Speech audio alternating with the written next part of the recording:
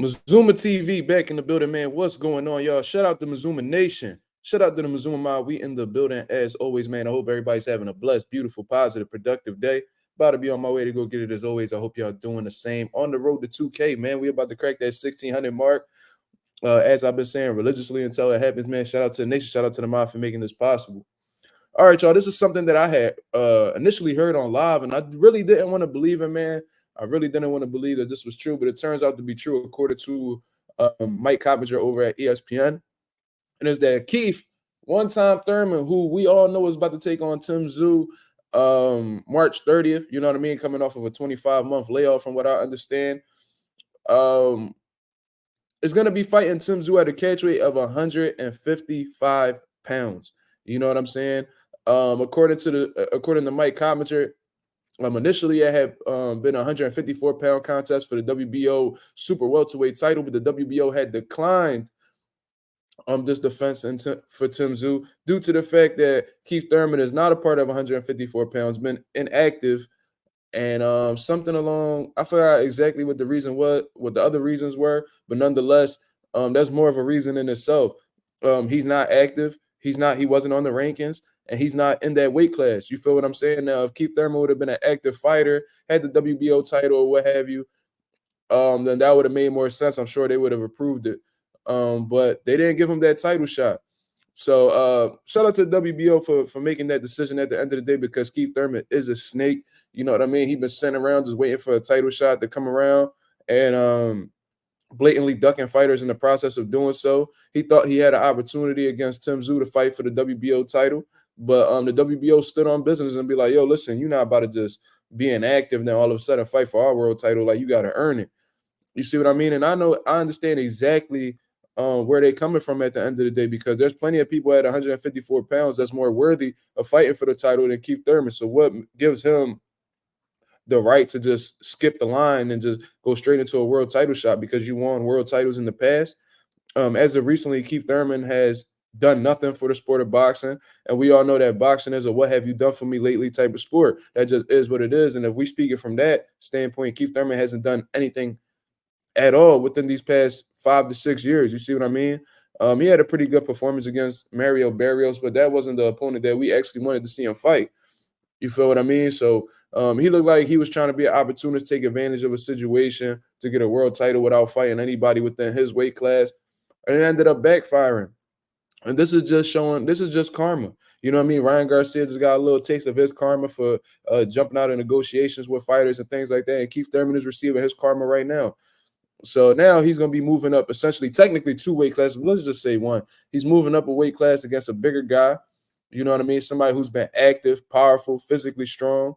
And it's essentially just for a bag at the end of the day, because it's not for a world title. You feel what I mean? And this all could have been avoided if he would have just decided to fight Jaron Ennis for his IBF world title. Why not take that opportunity? You feel what I mean? You said if Jaron Ennis does, like if he beats Jaron Ennis today, that it'll do nothing for him tomorrow. Well, what is Tszyu exactly doing for you? Because as far as I'm concerned, it's not for a world title. It's just a regular bout, a regular voluntary bout for Tszyu. That's exactly what it is. It's meaningless. It does nothing for the sport. Even if you would have beat Tszyu, you wouldn't have anything to show for it besides the payday, because the belt's not on the line. So what is it that you exactly get from Tszyu that you wouldn't get from Jaron Ennis? In my opinion, the Jaron Ennis versus Keith Thurman fight is a much more popular fight, is much more in demand than Tszyu.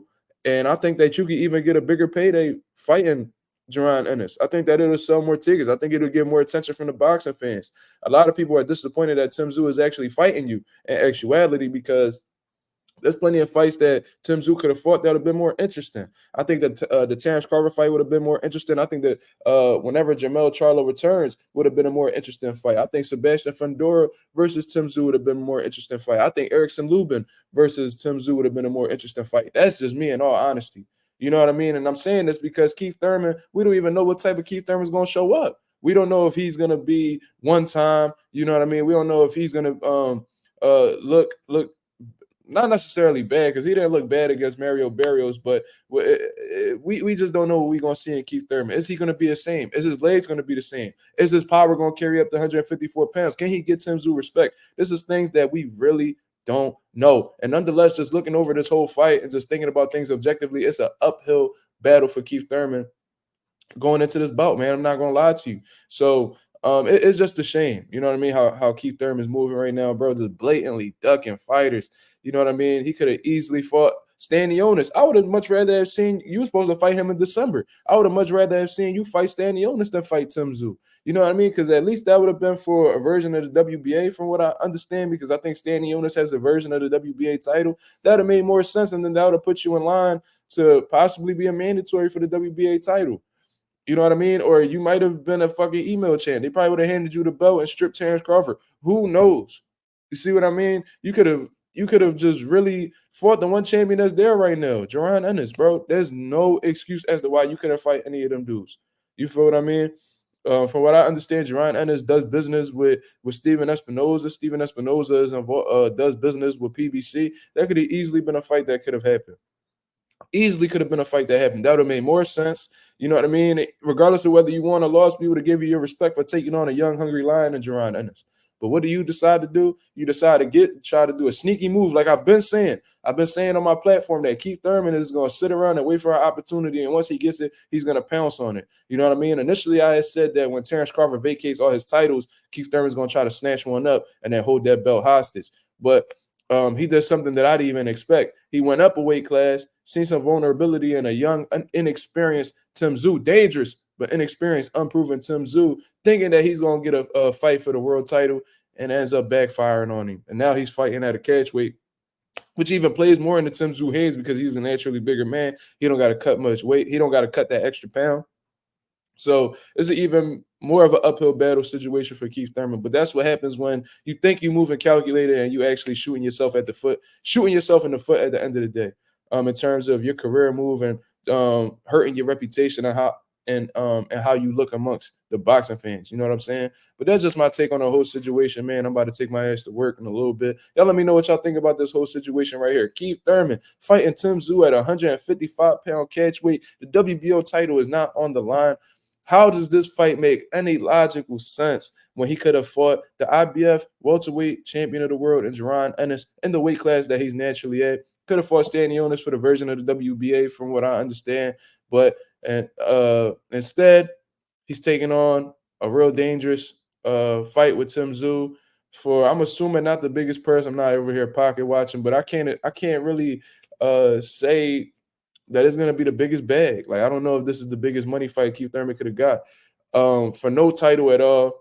It's just a regular fight. Wouldn't be surprised at all if Keith Thurman found a way out of this fight, considering the WBO title is now on the line. Wouldn't be surprised if he pulled out with an injury or something. That's just what I honestly believe. That's how Keith Thurman be moving. So, like I said, wouldn't be surprised at all. But y'all let me know what y'all think about this Keith Thurman situation with Tszyu. Is he just blatantly ducking Jaron Ennis? Y'all let me know in the comments below. This is Mazuma TV. Thank you very much for tuning in. I'm out of here, man. Peace.